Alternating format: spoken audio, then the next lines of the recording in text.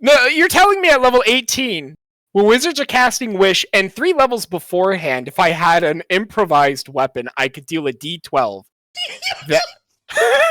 And now, if it's an unarmed strike, I can deal a D8 or a D10 if I'm not holding a shield or a weapon.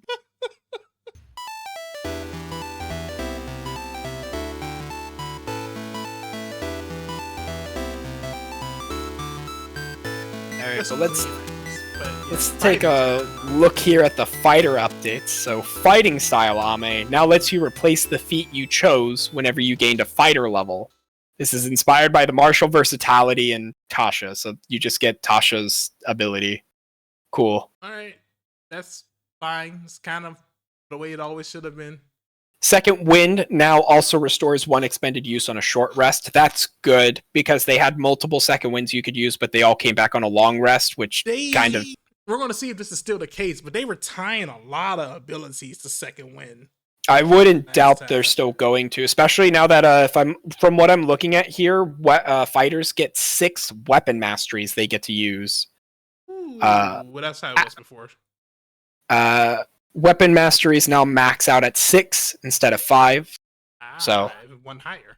Yeah, 1 higher. So an Eldritch Invocation, gotcha.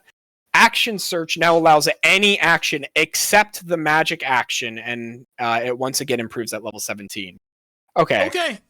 That's kind of, I think, what we all wanted. Yeah. Like, I'm okay with it not letting me be able to use a fucking magic item twice in a row. Like, that's whatever. Mm-hmm. It's like, to me, again, it seemed like the big issue was they didn't want people drawing out 2 fireballs in 1 turn. Mm. Which, so, like, I completely understand. I played Baldur's Gate. I get it. Yeah, no, I completely get it. I haven't played Baldur's Gate yet, but I get it. You will. And then Tactical Mind is a new level 2 feature, which allows the fighter to excel in or out of combat. We'll have to read that one. Yeah. Fighter subclass. Read it real fast right now. Yeah, go ahead. Read me Tactical Mind, and then I'll tell you what else changes. You have a mind for tactics and getting the upper hand on... No fucking way. Yeah, I know, right? When you fail an ability check, you can expend a use of your Second Wind to push yourself towards success. All right. Rather than regaining hit points, you roll a 1d10 and add the number rolled to the ability check. Essentially turn it into a success. An ability check, not a saving throw? Nope, ability check. So it's Indomitable, but for abilities. Mm-hmm. If the check still fails, this uses the second... Ooh! If the check still fails, this use of Second Wind isn't expended. Oh, I like that. I like that a lot. That's a good way of doing you don't consume a spell slot. No, that's actually really good. Still fail. I think they did that for Bardic Inspirations too. Was like when new Bard came out. A couple playtests ago, is like if the Bardic Inspiration, if they still failed their ability, it didn't consume your your use of the Bard. Which, that's cool. That actually feels good. Yeah, no, it does. Because then, like, you don't have to go like, oh, there's no fucking point. And then, like, the DM, you don't have to worry about those DMs who are all like, there's no point in rolling it because you're just gonna fail anyways. Save your resources. Because then you're all like, it's better to go, I want to try, than just be told straight up no. I will say on this Tactical Mind one, I'm glad that it's when you fail the ability check. Yeah, it's not just... Yeah, because now at least it's kind of like, well, do I really want to get this? Yeah, I do. Let me waste a Second Wind. And the fact that you get 1 Second Wind back per short rest, too, also really helps with that, because you can go like, do I really want to? Well, I'm going to get a Second Wind back if we short rest. Yeah, I'll do it. Yeah. So it's like, you're good to have that free one. Fighter subclass and ability score improvements return to their level 20 or to their 2014 levels, so all those are set back to normal. Tactical Shift is a new level 5 feature which lets you move without provoking opportunity attacks when you activate your Second Wind. Ame, please read me Tactical Shift. It's exactly what you just said. Second Wind still like heals you, right? Like you can still use it to roll 1d10 plus your level and it heals you. Is that it? Now I'm gonna tell you something. Oh, level. Oh yeah, I guess it's always been level. Yeah, bonus action. Yeah, 1d10 plus your fighter level. Okay. You use this feature twice out the gate. Yeah, you get it twice, and then at most you get to use it 4 times. It's not always 2, was it? No, it's only been one per short rest. Okay. Let's see. Master of Armaments replace Master, Expert, and Weapon Adept at level 9. This new feature lets you change your mastery properties of all your mastery weapons. Okay. And, I mean, I gotta see what the mastery weapons are doing, honestly. Yeah, and that's a whole fucking can of worms. Yeah. Indomitable, once again, confers more uses at higher levels. Study Attack is a new level 13 feature that increases the likelihood you'll hit after you miss. Please tell me. Let me guess, because I'm not there yet. Studied Attack. You may use your second wind if you are missing an attack roll to roll the d10, by chance making your miss turn into a hit. It's not that. Oh, okay. What's tactical? God, that would have been amazing. Or Studied Attack, I mean. You masterfully study your opponents and learn from each attack you make. Ready for this? If you make an attack roll against a creature and miss, you have advantage on your next attack roll against a creature before the end of your next turn. Really? Before the end of your next turn. That works. Creature. Yeah. And there's like no bonus actions or anything? No, that's just it. It's just oh my god, an attack, you get advantage on your next attack. Ame, they did True Strike right. Yeah. I'm looking at it too. Like, that's almost too good to be true. Especially since like there's still, I bet you one of the weapon masteries is if you're dual wielding, you get one free weapon attack from the offhand for the first time, then it's bonus action afterwards or some shit. And you're a fighter, you're gonna attack multiple times anyway. So like, yeah. That's pretty all right. I'll be honest with you. I feel like it won't exist just because of fighter. I feel like you're going to say, well, all right, we can't have an extra attack off a bonus action. No, absolutely, they that'd will. Be so cool. They had it last playtest. That's what it was. And they probably removed it. Unconquerable has been cut in favor of Indomitable improving at higher levels. I don't remember what Unconquerable was. I asked you that too. What's Unconquerable? It was probably something from the previous playtest, because that does not exist in Fighter. Okay. 3 extra attacks returns to level 20. They removed that?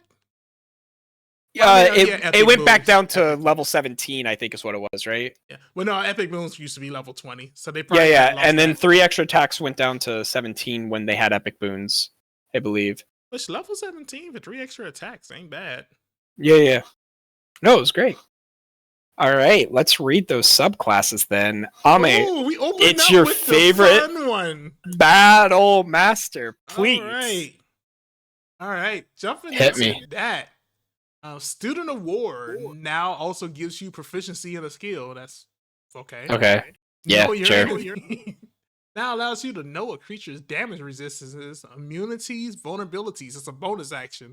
That's actually really cool. That's great. Was it an action beforehand? I swear no. I had that. It was just you got to look at them for a minute, and you got to determine their fighter level, HP, higher or lower, and then like 2 stats or some shit. One thing I've really been starting to learn is having knowledge of just the resistances kind of only really goes so far. Like, it's great we got a pretty well-rounded party. As far as just for you, it's like, oh, he resists slashing damage? Okay, I'm still going to slash him. No, that's fair.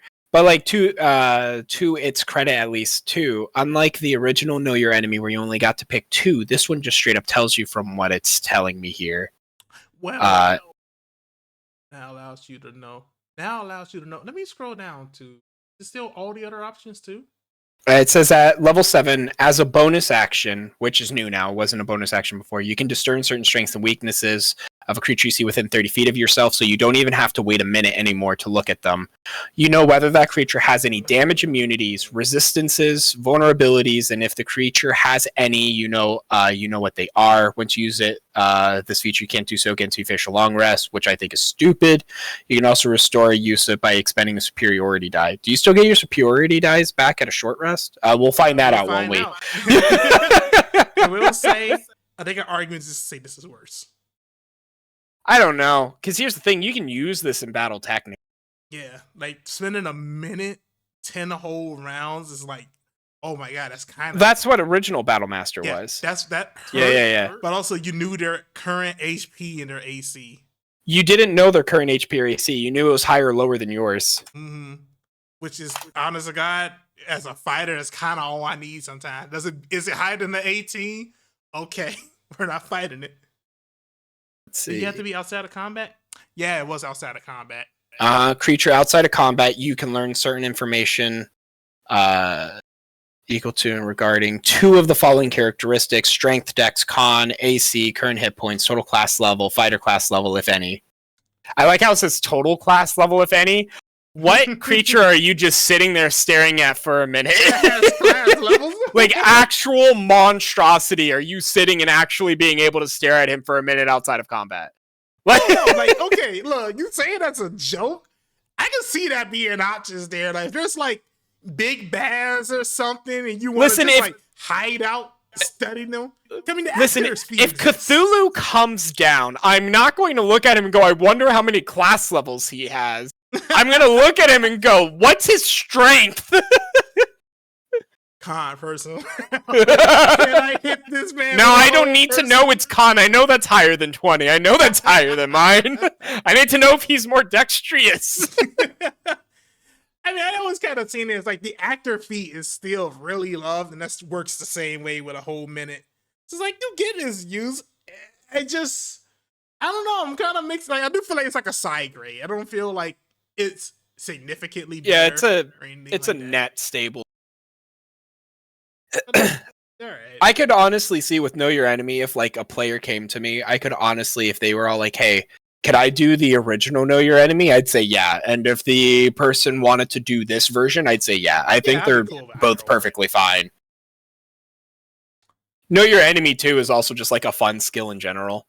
Like, I know there's like you said, it only gets you so far knowing all that stuff, but it's also just fun to be all like, I studied this man's posture so much. Tell me.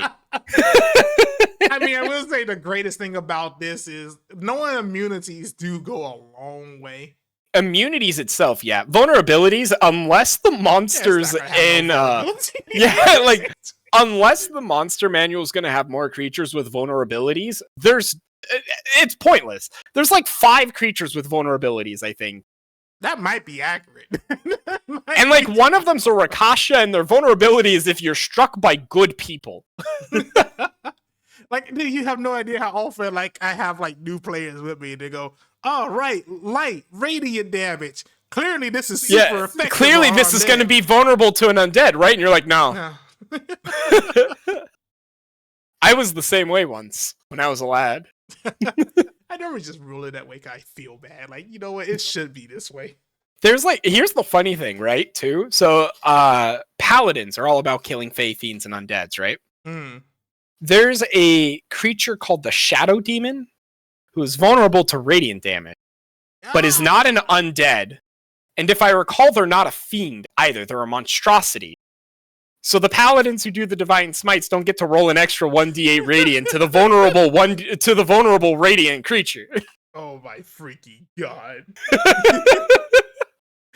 I was gonna say, my last little side tangent, I have no idea if the spell is supposed to work this way, but I feel like it should.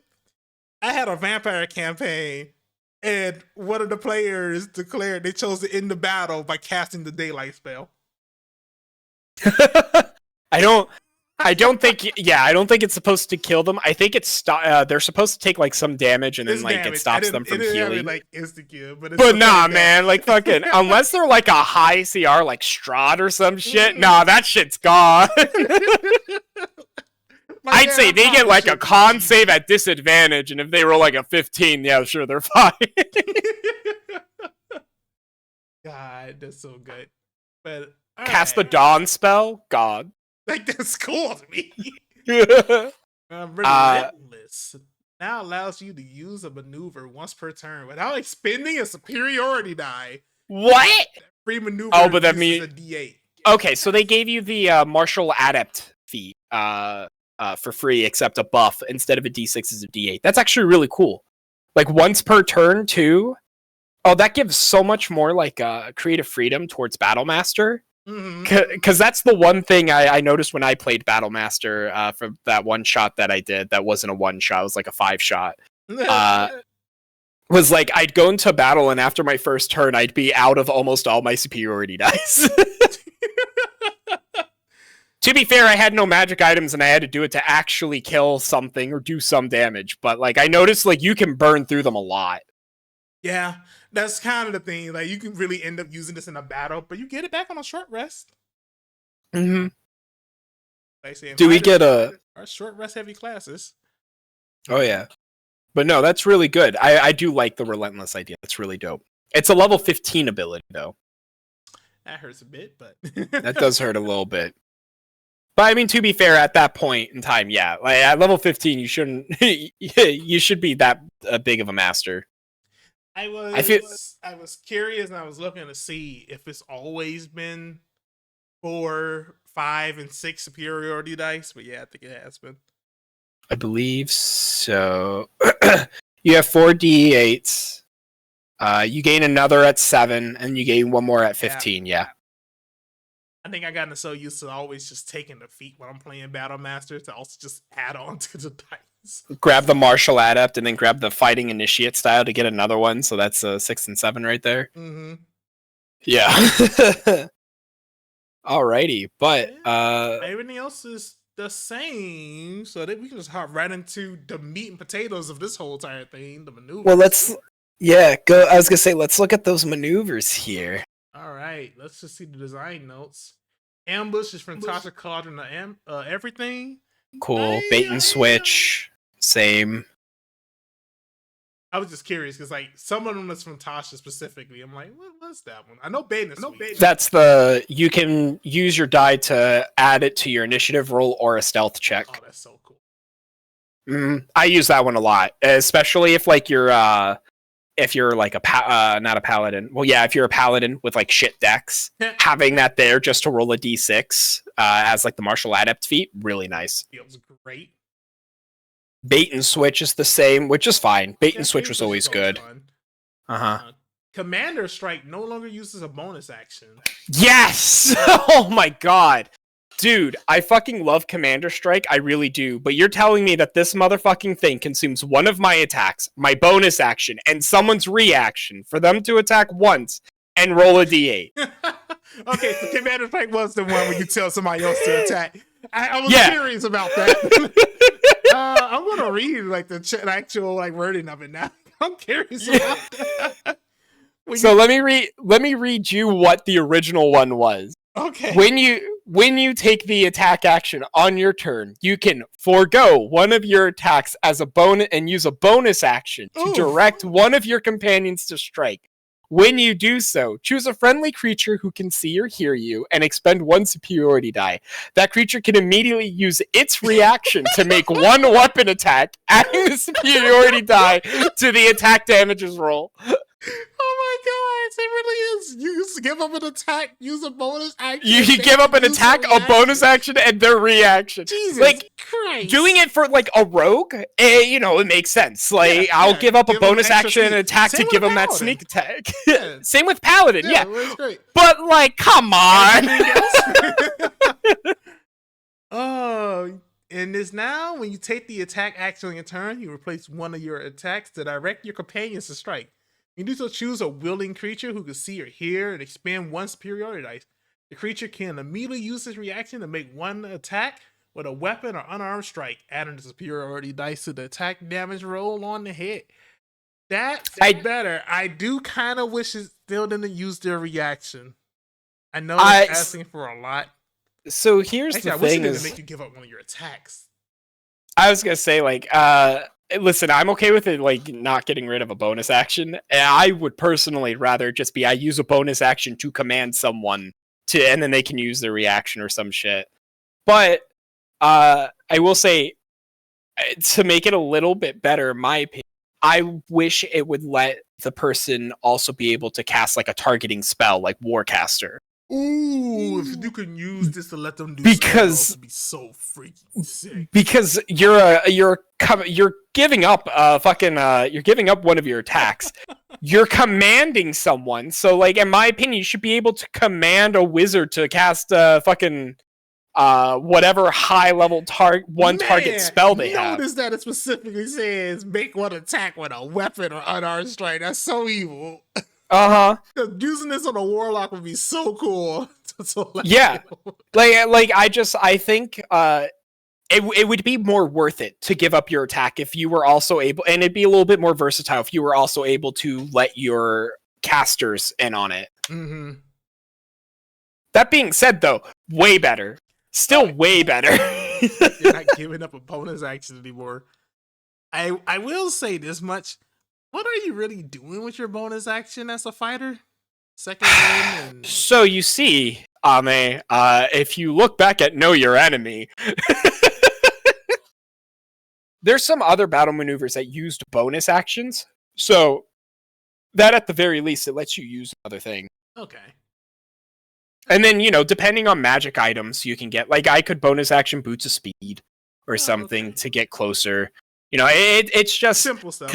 It's just it consumed three resources. Yeah, it consumed 3 of your resources to do one thing. It was overkill. Yeah. Going down the rest of the design notes, we got commanding presence from Tasha. Same. Disarming attack, distracting strike, goading attack, maneuvering attack, menacing attack, and precision attack. Now work with any attack roll, type attack roll. Was it not before? It was originally a weapon attack. So you can didn't work on monk. Yeah. When you hit a creature with a weapon attack, yeah. So you wouldn't be able to use unarmed strikes. I think technically that means would you not be able to use a spell and have distracting strike and disarming attack and all that still count? Because that's a magic weapon, or that's a spell attack roll. Let me take a look. And it says any attack roll. Attack roll. Attack damage. Yeah, in theory, yeah, you should be able to use spells on that, no problem. So you could have a battle maneuver or a battle master, and then have some levels in sorcerer or something, and you can use your spells and still have those benefit it. That could actually. And let me take a hard look at this army of menacing, because that's giving me ideas. Attack roll. It's hard. Roll of deck damage to target to see stress saving throw. Yeah, honest to God, having that happen off of an Eldritch Blast, or more importantly, well, no, that's probably the best cantrip to use it on. It absolutely would be the best cantrip to use. Would it be bad? Because so theoretically, if you Eldritch Blast a menacing attack, and you targeted 3 different creatures, because would you be able to do 3 different battle maneuvers, or would menacing attack work for all 3? How would you rule that? Put me on the spot with that one. I would probably say no, just because I always count each Eldritch Blast beam as a separate attack. So, but theoretically, then you could Eldritch Blast at say level 11. I think that's when you get 3 of them. Mm-hmm. I could Eldritch Blast, disarming strike 1 creature. My second roll menacing attack if I wanted to. My third one precision. Yeah, I will let that go through. And then these ones are you make a save, and even if they succeed, you are still adding an extra set of damage. Which free damage is always a win too. And this damage becomes a D8 goes to a D10 goes to a D12. So you're getting quite a bit of a buff. So honest to God, just with this kind of just became a really interesting side multi-class option for that. Yeah, that legitimately made Battle Master a really good, or not a really good, but it opened really up the doors. Yeah, it's a really. There's a lot. You could be a fucking Hexblade Battle Master, and you'd be perfectly fine. We're using that warlock. Or Blade Singing Wizard too would even be another option. Oh, that would be real sick with this. Mm-hmm. Cleric, because clerics are just OP anyways. Let's go. All right, No, I like I that. like what they did here. We got next. Evasive footwork now lasts until the end of your turn, not when you stop moving. That's good. Invasive footwork I always looked at and thought it was the stupidest thing ever. Oh, while I'm moving, I can use a superiority die, roll it, and add that to my AC until I'm done moving. So if I roll a 1, it was a fucking waste. This is still bad. I'm gonna be completely honest. Like, I'm looking. No, it's still like there are so many other things that you could use, but I mean, it's not horrible anymore. I could see someone looking at this and going like, maybe I will pick it. Like, I kind of wish it was until the end of your next turn. Because the more I look at it, the more it is kind of like, all right, now if you're moving, you get opportunity attack. You got the AC bonus. But also at the same time, if you're going to be moving anywhere, you get hit by that. I'm trying to think, like, what's the scenario where you're going to need your AC up and you're not moving? Or you are moving versus not moving. I was going to say, it would be you are moving, because if you're not moving, you're going to pick bait and switch, the way better version of this. Honest to God, yeah. Like, I kind of feel like this is still like a wash of being useless. I honestly think the best way they could have done this is just reworking invasive footwork entirely. Yeah. If like it could be something like if someone's having an attack of opportunity on you, you can expend your superiority die. And subtract the roll. And then subtract it from the roll, and it makes it a miss. Like, that would just be better. And it doesn't even have to use a reaction or anything, and it's there as like this is solid. I could, if I didn't want to get hit, but I couldn't disengage because I need my action for something else, this would be a solid option. Sick. But as it stands right now, like you said, bait and switch. Yeah, like, it literally just bait and switch. Because you can also give someone else the AC if you need it. Exactly. Lunging attack next. Now that you take the dash action as a bonus action and add the superiority dice if you hit a creature after moving at least 10 feet in a straight line. I get why it has the 10 feet requirement to it too, but I hate stuff like that so much. I have to.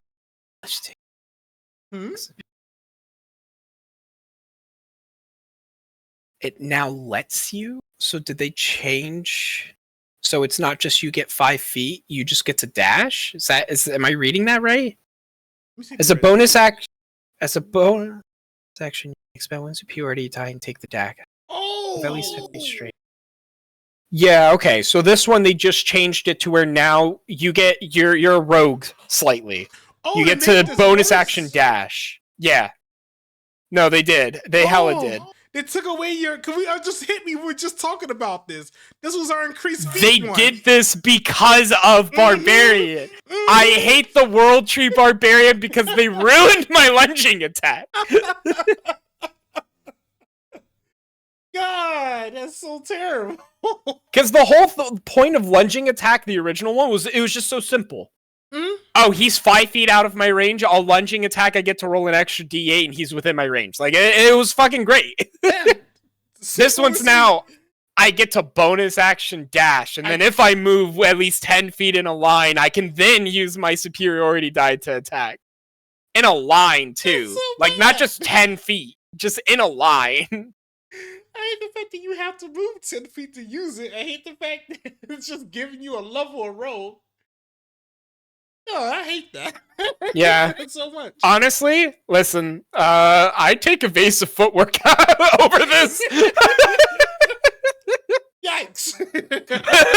I would straight up just take evasive footwork over lunging attack now at this point. I hate that. God.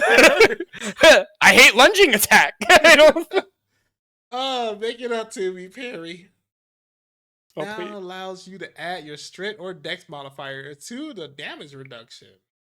To the damage reduction? I thought parry was AC. I also thought it was AC, but oh no, Mandela. It's you can expend one superiority die to reduce the damage by the number you rolled on your superiority die plus your dex mod. But now they let you pick strength if you want as well. Now triggers from missing an attack roll, not before you know if the attack hits or not. Yeah, all right. That's how it probably should work. Yeah, that's how it should have probably worked anyway. I hate all the before you know the result of the die, or before you know if it's your number stuff like Lucky. Oh my god, no, I agree with you, dude. They buffed Rally as well. Now you choice of intelligence, wisdom, charisma, determine. Ooh. Yeah, so now you don't have to worry about it just being charisma.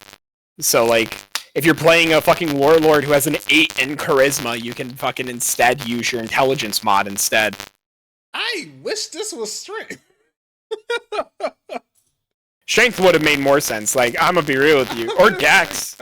Like, absolutely. But if I had the choice between this or just charisma, I mean, it's like the choice of having something or no choice. It's like the most lukewarm. It's an improvement. I can give to each one of these. And then tactical assessment's the same. That's from Tasha's. That's Battle Master. And honest to God, it's another case of, well, exception of RIP lunging. But our exception of that is an improvement. It's like the Zealot Barbarian. It's like, yeah, that's an improvement. It's like a really nice side grade. I probably would. I use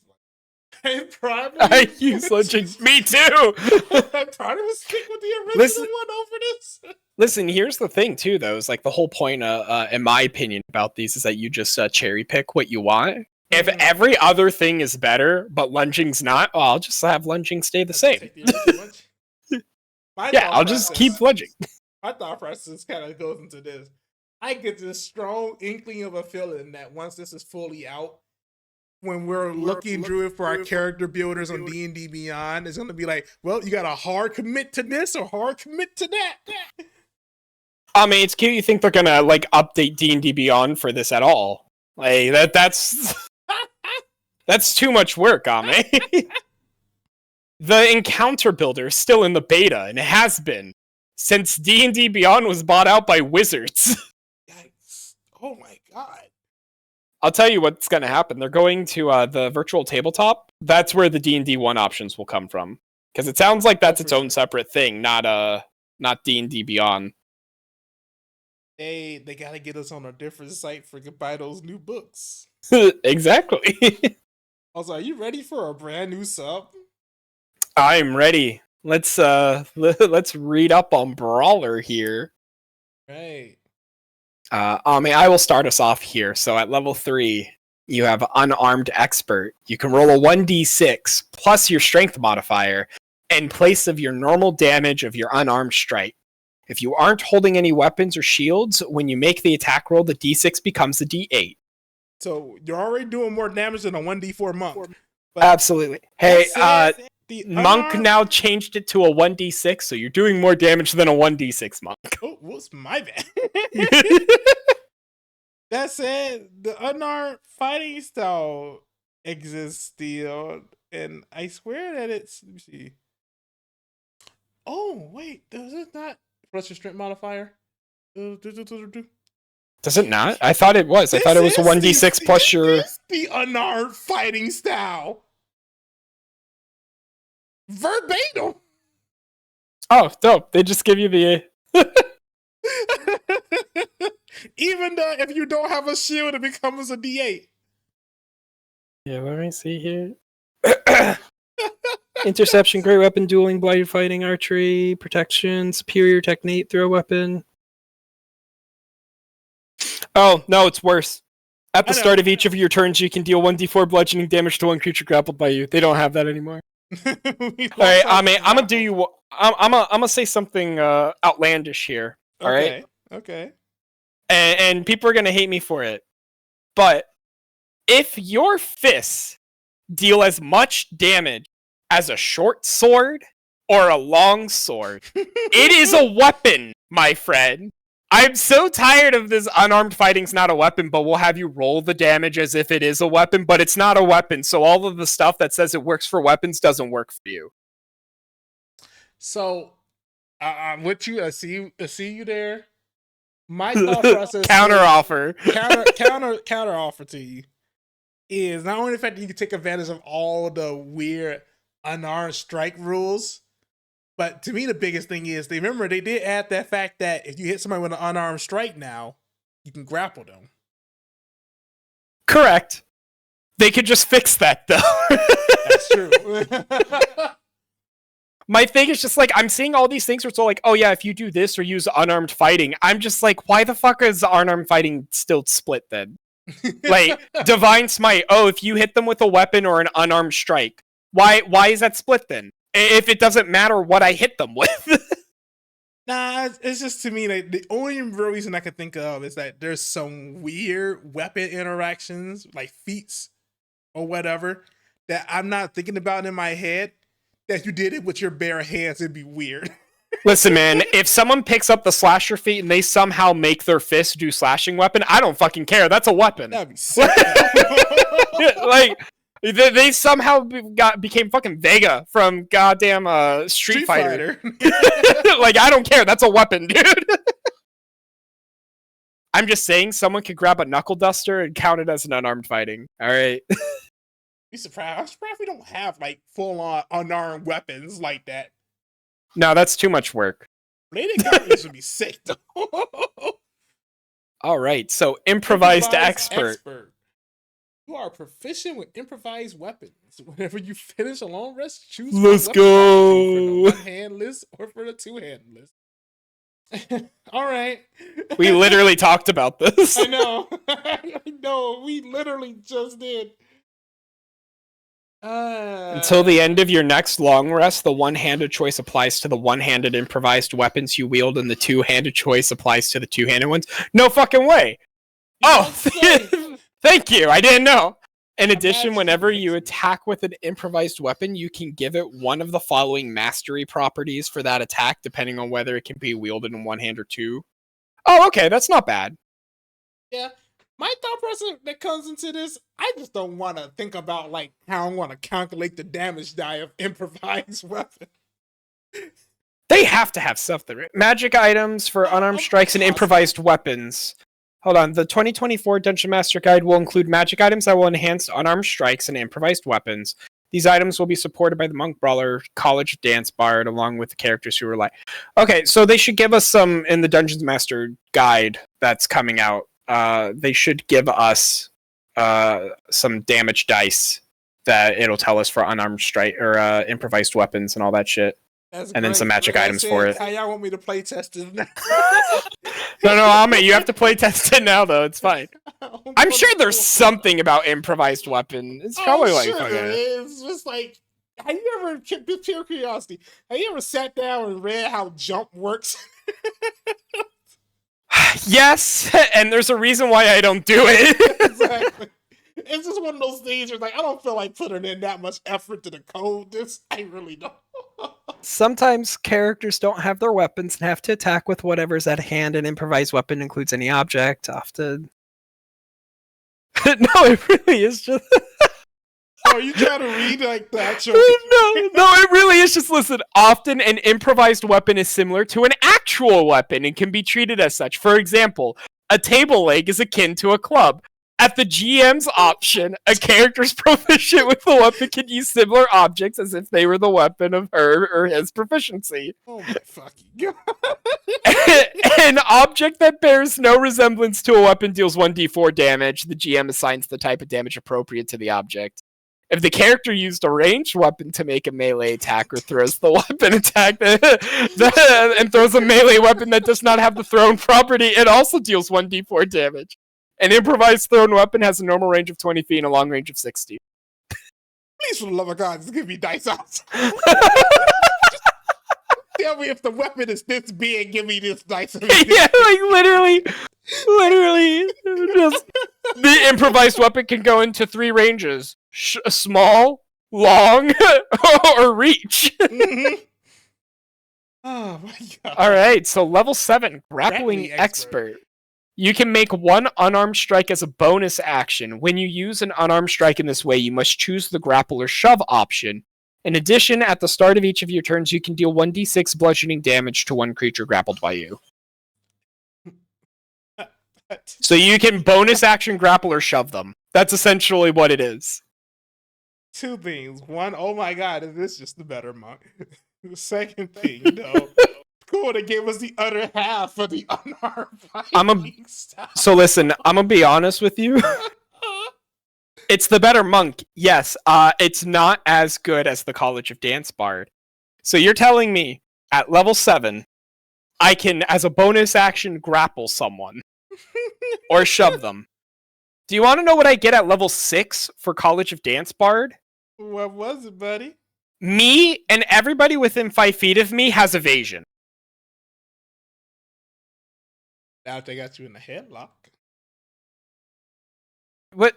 No, I believe it. Hold on. No, I'm like fairly certain. No, man, I'm fairly certain I still do. Not if you got him in a headlock. Who's headlocking me in the middle of a fireball? Hold on, we're gonna talk about that real quick. The brawler fighter, apparently.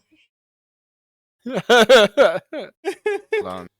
It will work. It's because evasion, so it's just disadvantage, but you make the thing, you still make it. What are you talking about? What, disadvantage? No. It's like grapple? You're making a big save? If evasion's just, if you fail, you take half. If you succeed, you take none. Yeah, that's what I'm saying. Like, it will still work. You're doing the same thing with disadvantage. Yeah, so me and everyone within 5 feet of me just gets evasion. Jesus Christ. Level 10. Dirty fighting, Ame. I hate it here. You have advantage on attack rolls made with improvised weapons and unarmed strikes against creatures grappled. This is a horrible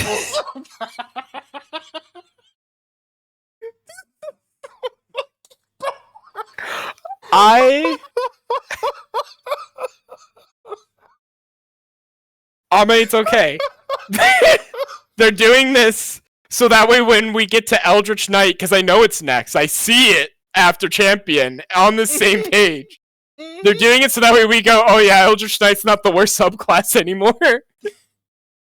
Dude, the level 18 would be the most busted thing I've ever seen. Dude. As it stands right now, what am I I don't fucking... Oh my god. This is like, I'm gonna be real with you. This was something that someone went like, this sounds cool, and it probably did on paper. But on a PDF file, I don't know, man. This feel like we passed the work to the intern, told him come up with the stats by the morning. He looked at the unarmed fighting style and went, all right, I got you. I'm just like, I'm trying to think to myself, as a fighter, why would I? Just why would I? I'll do you. So, Ame, out of the two subclasses, which one? The two new subclasses, which one's the better one? Oh my god! World Tree. That's not even a competition. All right. We'll save our final thoughts until we read the last two. Who knows? Maybe we're gonna feel like, oh my god, it's really worth it at the end. So at level 15, when most campaigns are over, you are a master at making the unordinary deadly. Or the ordinary deadly, my bad. Whenever you hit a creature with an improvised weapon, you can add your proficiency bonus to the damage roll, and the damage die of your two-handed improvised weapon is a 1d12. In addition, whenever you attack with an improvised weapon, you can use 2 mastery properties from the improvised expert instead of 1. Cool. So at level 15, Ame, I get the level 1 Hexblade feature, and get this. It's a great axe. I get a great axe. You know what hurt me the absolute most as you went through that? I didn't even know that. Were we just getting proficiency on the fucking attack roll? Was it not on the damage yet till just now? No, the proficiency on the damage roll, not the attack roll. You're still proficient in unarmed strikes, but now you get to add 5 to your to hit. That's what I'm saying. Oh, okay. I see what you mean. Yeah. So it'd be a 1d6 plus your strength plus your proficiency to hit, or for damage. I mean. All right. So why was I using a great axe up to this? Yeah. It was the thing that I wanted to do with the soldier homebrew, where you got to pick either expertise on to hit, or you got to add proficiency to your damage. Aren't you glad I taught you out of that? No. All right, Val. They used your idea. All right, Ame. Level 18. This is the best ability that we can get. What is it? Your unarmed strikes improve to a D8. If you weapons or shields, when you make an attack roll, the D8 becomes a D10. Ame, I take it back. Monk's better.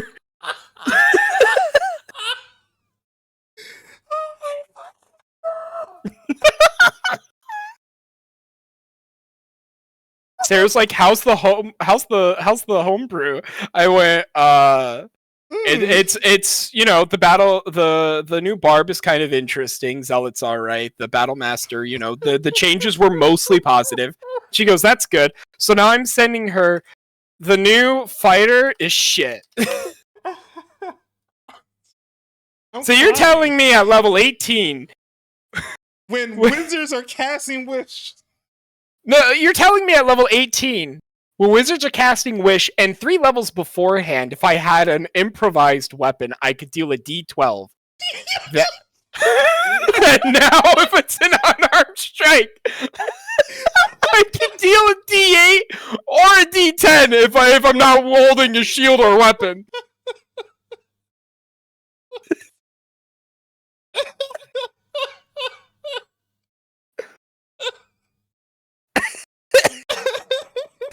Something's wrong here, man. What happened? Something's wrong, dude. Did we take it out the oven too soon? I think they were too busy thinking they were making a 5-star gourmet meal and forgot the fucking meal. And so they just gave us candy corn and went, here you go. One of those watching those do-it-yourself YouTube channels that said add crayons, and they went, let's do it. I think this is the worst first thing I've seen. I think this is the first time. Like, I want it to be known. I agree with most of the stuff you say about the player, the play test and everything, right? Especially when you read it, and I go back, I reread it, and I go, yeah, this is the first time I've just read something, and initially I'm all like, this is horrible. This is legitimately bad. Why would I ever? I'm seriously wondering if I'm missing something here. Like, what are we not? Well, we are, Ame. We're missing the 2024 Dungeons Master Guide, which is going to have magic items for unarmed strikes and improvised weapon attacks. Why is it? I feel like they had a cool idea with it. You know, let's make a naming scheme. Let's make a fucking subclass for improvised weapons and unarmed strikes. But here's the thing: unarmed strikes are Monk's thing. Clearly, they cared more about the improvised attacks here. Why didn't they just work with that and do something? Instead of trying to go halfway. Why is the level 18 ability my D6 becomes a D8? The scaling is so bad on that. When beforehand, and they're incentivizing me to use improvised weapons. Why would I ever use the fucking D? Why would I ever be unarmed striking? It's worse than every. I guess in case you're in, if you okay, here you go. Here we go. We got this. Okay. All right. You're in the middle of the desert. Just nothing around you. What level am I? 18. I'm level 18. I'm in the middle of the desert. There's nothing around me. So I've gone from level 1 through 18 without using an improvised weapon and going, hey, this is pretty good. I'm just going to keep this with me. At that point, yeah, you would just pick up a stick and just go, this is my weapon for the campaign. I literally just have to grab a big stick and go, oh, look at this. I deal a D12 damage with this thing. All right, here you go. All right. You've been thrown in jail. All right. Oh, that's good. That's good. They took all my stuff? Mm-hmm. They looked at it. They looked at my giant log and went, "That's a weapon." Smart. They saw Okay. that stick. Was like, we see what he could do with it. Get that away from him. I took out like 10 of their guards. Like they've seen it. They have a reason to believe it's a threat. I got it. Okay. Right, you managed to break free. You're free now. You're in the hallways. I'm free now. I'm in the hallways. Guard spots you. Hey, real quick question: if I'm in the hallways, when I broke out free, was there a desk by chance where they would have had a guard be able to sit at? Nah, they're just standing up on patrol. Oh, they're just standing up on patrol. Standing up on patrol. So they're a loose rock anyway. Fuck. This is just bad. I'm trying. I'm genuinely trying. All right. Hear me out. Ready? I got this. This is it. You're gonna think I'm crazy, right? Mm-hmm. You get thrown in jail. All right. Okay. They cast Modify Memory on you. Okay. Okay. There's a chronoturgy from Matt's homebrew who forces you to fail the save. All right. What an asshole. Still with me so far, right? Yeah, absolute asshole. He works with the BBEG, but you don't know that anymore because with the ability of making you forget like a month, I think is the most if they upcast it. They made you forget everything about yourself and your adventure. So now all you remember when you wake up is that you're a man and you've got hands. Okay. You break out of jail. The guards spot you. How did I break out specifically? Did I break the bars? No, you're too weak for that. Absolutely too weak for that. No. You're just a man with hands. You're too weak for that. You don't understand. I can't punch down. No, you can't punch that down. You're too weak for that. Oh, so what happens is they forgot to lock the door. So I just freed myself. Yes, just freed yourself. They thought that you were incapacitated after the Modify Memory, but you weren't. So you move. You're free now. All right. All you've got is hands. The guards were standing up. There's no table. The rocks are completely smooth. They press digitation in every hour on the hour. Okay. You see a horde of guards staring right at you. Mm-hmm. You're a man with hands. What do you do? Did the guards have anything on them? They do have some stuff on them, yes. Most notably, weapons that they're pointing at you. Better yet, they left the doors unlocked, right? Yeah. Was the key still in the lock? Shit!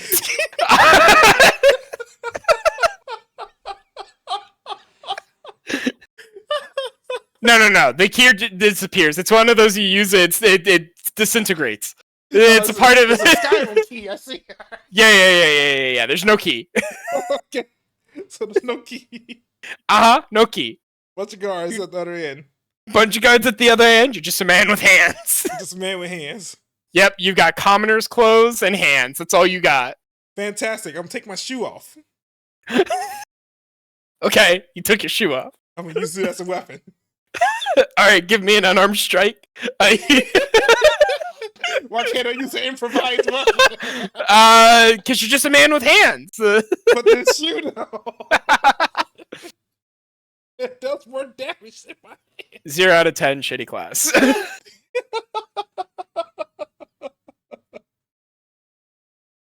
Are you ready for champ?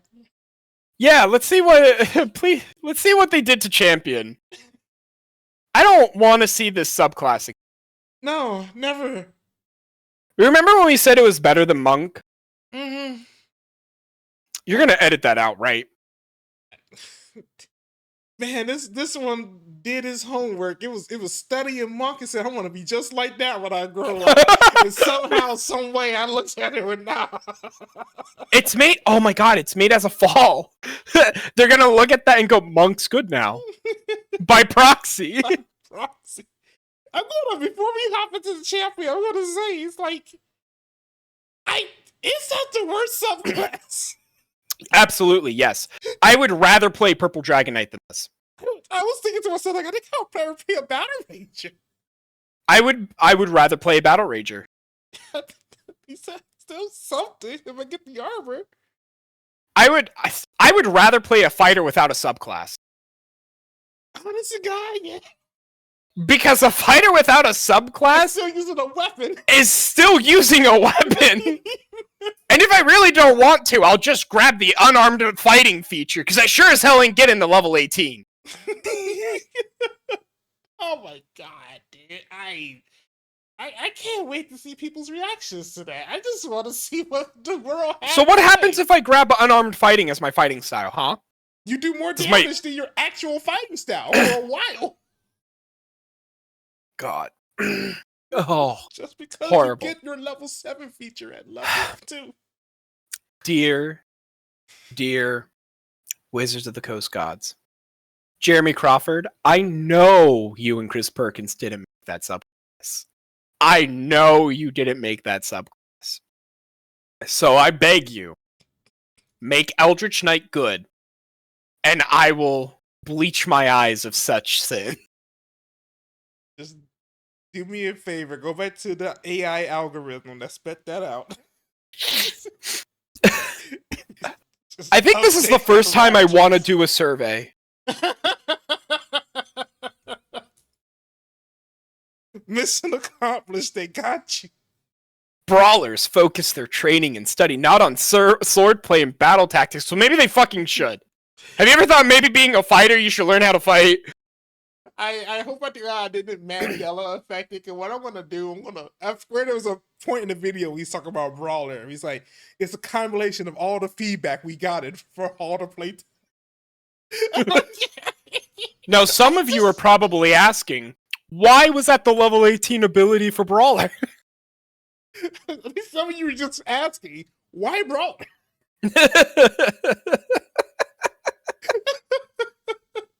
Okay. You ready? Hold on. No, I'm not. Listen to this flavor text. Okay. Alright?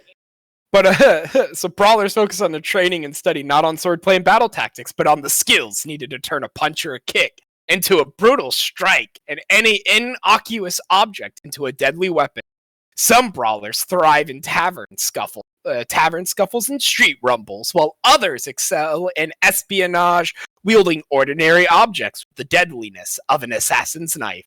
No, they fucking don't. This class... Not if their level 18 ability is my D8 turns into a D10. No, they fucking don't. This class is the D&D equivalent of one of those squeaky toys you find at the dollar store. I feel like a fighter with a Nerf sword would do more damage than this class. Not a Nerf weapon, but a literal toy Nerf sword. Oh my god. Alright, so champion, onto a good one, right? They can't fuck this one up. They can't. Please don't fuck this one up. It's so you can't fuck it up. There's nothing to fuck up about champion. We'll see. So remarkable at replaces adaptable Victor. I don't remember what adapt. Neither do I. And moves to level 3, and now grants advantage on initiative rolls and strength athletic checks, in addition to increasing long jump distance. Yeah, alright. Okay. Yeah, it's a pretty alright buff. Well, Level 3, you get advantage on initiative rolls. It's pretty good. yeah. Multi-class then to assassin. Like, I could see that. That'd be actually pretty great. Mm-hmm.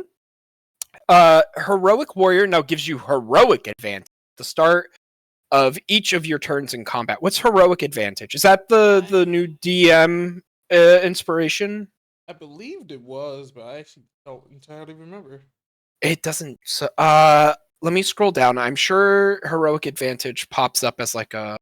Let me control F. Yeah. Heroic advantage.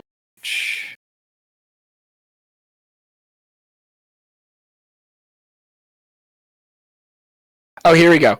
When you have heroic advantage, also called inspiration, you can expend it to give yourself advantage on a D20 test. Okay, so yeah. So essentially just heroic warrior, which is your level 10 ability. At the start of combat, you get a free DM inspiration. Okay. That's not bad. That's cool. Honestly, improved critical, still 19 to 20. Remarkable athlete. Gives you advantage on initiative rolls and strength checks, so they made remarkable athlete better. Mm-hmm. Additional fighting style, you get another one at level 7. That's pretty all right. Heroic warrior, you get the DM inspiration. 18 to 20 for your crits. You get 18 to 20 on a death save, and you get the benefits of rolling a 20. And at the start of each of your turns, you regain hit points to 5 plus your constitution if you have no more than half. Went all out in the final ability, didn't it? Yeah, they did. Like, oh my god. Hey, you know what? Here's the best thing, too. I went through everything about Champion, and every single one of those abilities was better than Brawler and quicker. Yeah.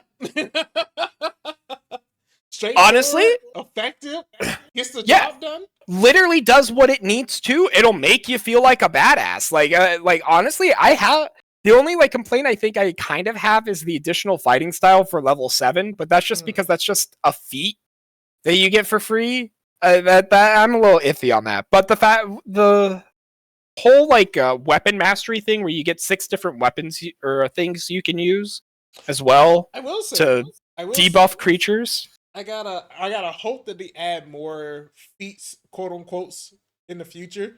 But I do like the idea of level 6 feet, level 7 feet, level 8 feet. No, I do like that they're popping especially now that they technically count ASIs as a feat, which I heard was from Baldur's Gate. Yes. Where you get a feat, but your feat, one of the feats you can get is ASI, and it does literally the same thing. Yeah. Yeah. No, it's. I mean, I like it. I like it a lot more than... Here's the best thing, too. At level 7, I'm a better brawler than... if I grab unarmed fighting, I'm better brawler than brawler. I mean, they're still on D6s at that point, ain't they? Yeah, they're still on D6s, D8 if they don't have a shield, but guess what? At level 7, I could do that, too. And then also have advantage on a shit ton of stuff. Inspiration and crit on 18 to 20s. I just party at level 7 is fighting this dragon. The assassins roll doing these crazy dagger stabs with a sneak attack. The paladin is smiling like crazy. The wizard's charging up big fireballs. And here you got the brawler fighter hanging on for dear life, kind of deck it in the side. Trying to deck it right in the eye. Honestly, I like this champion. I like this champion a lot more than OG champion. Kind of on parity for me a bit. Survivor is way better. Survivor is way better. Way better. The whole literal just 18 to 20 on a death save, you get the benefits of rolling in at 20. Dope. And then also just, you get hit points back if you're below half. Start each of your turn. That's really freaking good. Uh-huh. It's and then this is solid for me. Honest to God. It still has that same issue I always have with champion, which is feels like default basic fighter. Default fighter, yeah. Absolutely. But honest to God, no, it's actually kind of has a little bit of life to it. Actually, what's going on? And with some of the stuff, with Remarkable Athlete, just getting that advantage on initiative, that does help with some multi-class options as well. Oh yeah. Okay. You ready? It's the one I've been hoping for. God, please be good. All right. Contains no School of Magic restrictions after level 3 in this subclass. Moreover, the fighter can now change one cantrip when gaining a level. The fighter can use arcane focus. Can use an arcane focus? Do they not have it to where you fucking already have your weapons one? I'm hoping we see that at the bottom. Let's hope. That could be a problem. War magic. Now allows you to replace one of your attacks with a casting a cantrip.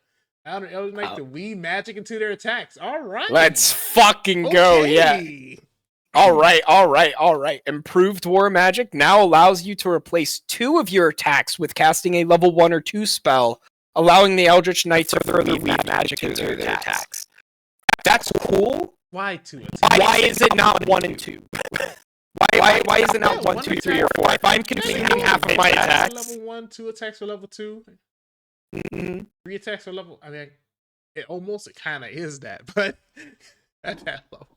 But no. I mean, in my opinion, because improved war magic is level 18, if I recall. 18, yeah. So at level 18, I don't even have 4th level spells at that point yet. At level 18, I'm a quarter caster. I only have 1 4th level spell, and that's at level 19. consuming 2 of my attacks for a leveled spell, I think is perfectly reasonable. Why is it limited to 1 and 2? I think it should just let me be able to cast whatever spell there. Yeah. Because like 18, yeah.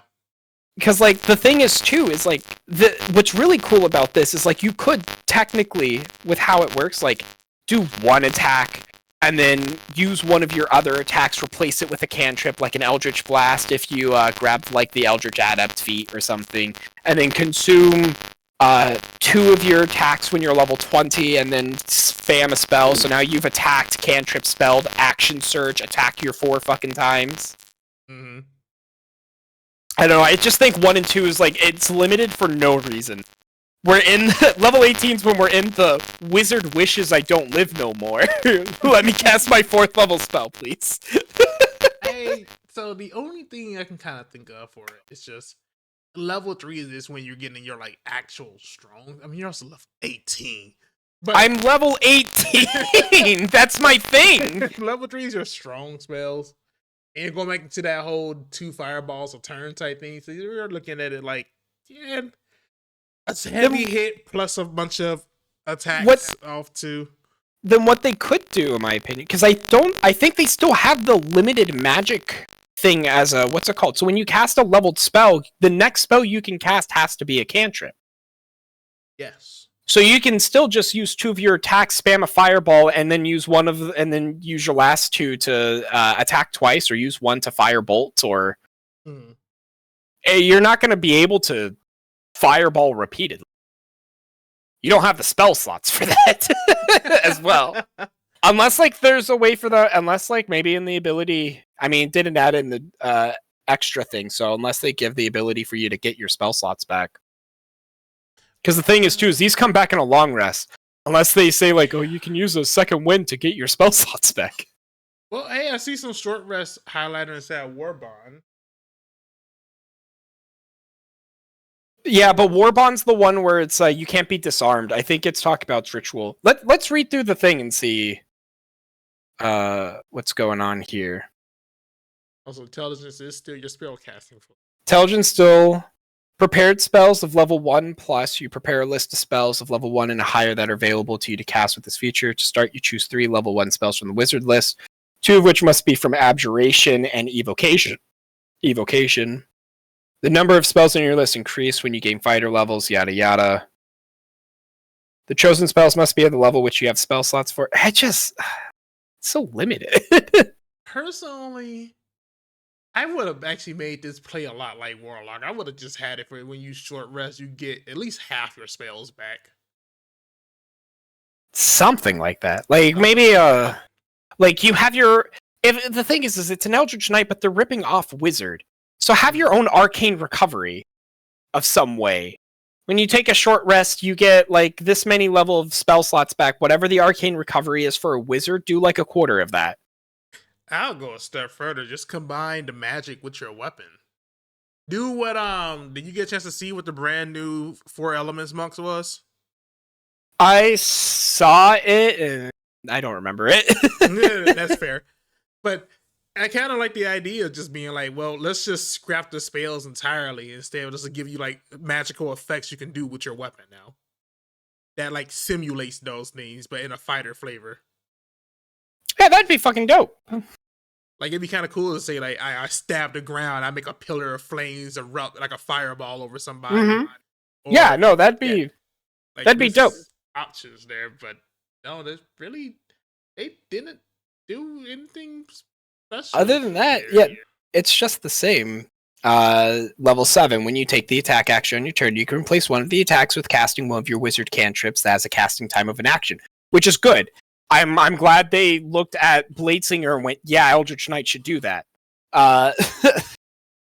And then Eldritch Strike, you learn how to make your weapon strikes undercut a creature's ability to withstand your spells. When you hit a creature with an attack using a weapon, they have disadvantage on the next saving throw it makes against a spell you cast before the end of your next turn.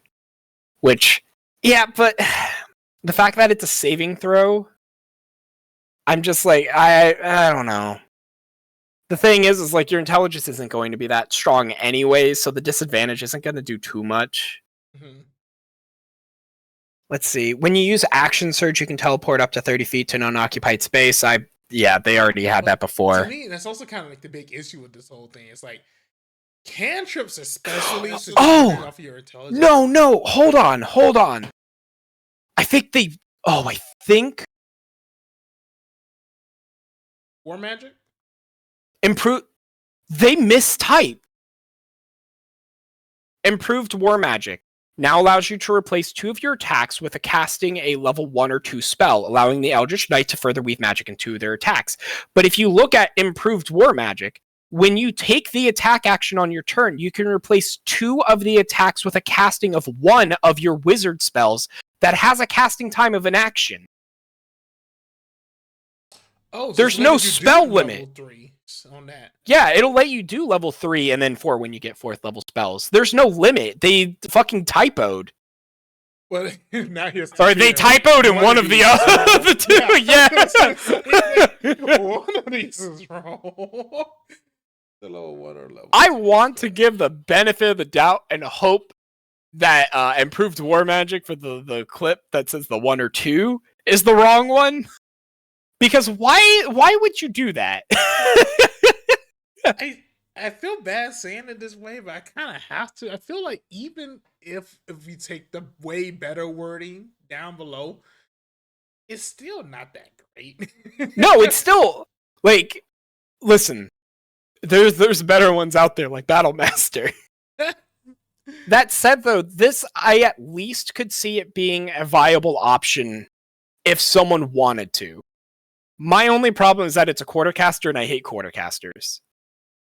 I will say, too, though, I mean, like, the thing with Eldritch Knight here is if they keep Booming Blade and Green Flame Blade, like, that's just the superior option for Eldritch Knight throughout the entirety of it. Yeah, like, you would not use another cantrip. Well, you'll never use an attack. Because if you're able to consume your attacks to cast a cantrip, and there's no limit to it, yeah, I'm gonna Green Flame Blade 3 times, Action Surge Green Flame Blade 3 more times. Yeah. Yeah. It's like no reason not to. Yeah, I don't think that's a bad thing. I think, I think that's an okay thing. I'm gonna be real with how little they get with other stuff. Fucking Jesus, they get 13 spells prepared, but they're like already learned. They're not like you can even. I wish it'd be cool if Eldritch Knights could like copy spells like Wizard. Yeah, that would be sick. It'd be nice because, like, honest to God, outside of the fact that it has wizard spells, just nothing in here that's wizard-like. No. And despite the name being Eldritch Knight, there's nothing in here that's warlock-like. That's warlock-like? Well, there's one thing that's warlock-like. It's it's the fact that no, not even the pack weapon. It's the fact that you have shitty spell slots. Yeah. The only difference is, unlike warlocks, where you'd have 5th level spells by the time you get your 3rd. You're just stuck here.